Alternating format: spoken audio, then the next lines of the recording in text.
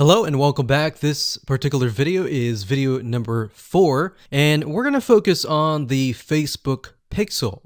So we briefly talked about that earlier, but before we dive in, I want to say that you will need to have a Facebook business account. So to do that, you'll need to go to business.facebook.com. That's business.facebook.com. You'll need to create an account so that Facebook knows that you have access to certain ad accounts.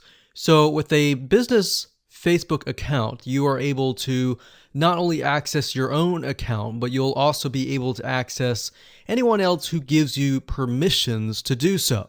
Now, as far as the Pixel goes, once you have created an account, what you'll need to do is up at the top, you'll see this Events Manager, and you'll see this / icon. You'll click on that, and then you'll click on the All Tools down here, and then you'll click on Pixels right here.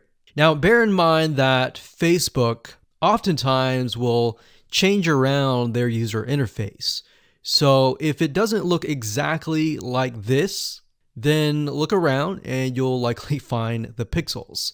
Now, like I said, Facebook changes their user interface a lot. Sometimes every month, sometimes very frequently. So just keep that in mind. So what you need to do is simply go to Pixels right here, and then you'll land on this specific page. Now, as I briefly mentioned earlier, a Facebook pixel is merely a piece of code that you put on your website. And we'll talk more about how to add that to your website, what are best practices, and all of that. But basically all you need to know is the Facebook pixel is a very powerful piece of code that allows Facebook not only to see who visits your website, who converts into a sale, who converts into an email opt-in lead, who perhaps fills out a form, and more. It also collects a lot of data about the visitor, who they are, what sites they visit, and a lot more data. In fact, Facebook in itself has so much data that as far as being an advertiser, it enables you to reach more people that are actually interested in what you have to offer.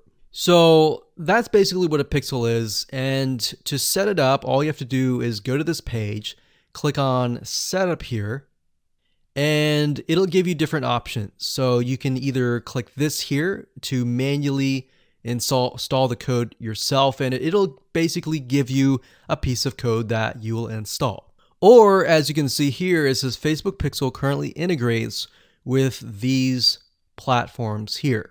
So you can click that and it'll allow you to add it to these locations here. And if you are not a web developer and you have a web developer and you prefer to send that information to them, then you can click email instructions to the developer. Now, we're going to talk more about this in the next video on how to get the code, how to add that code to your website. If you're using a WordPress website, what kind of WordPress plugins should you use? And we'll talk more about that in the next video.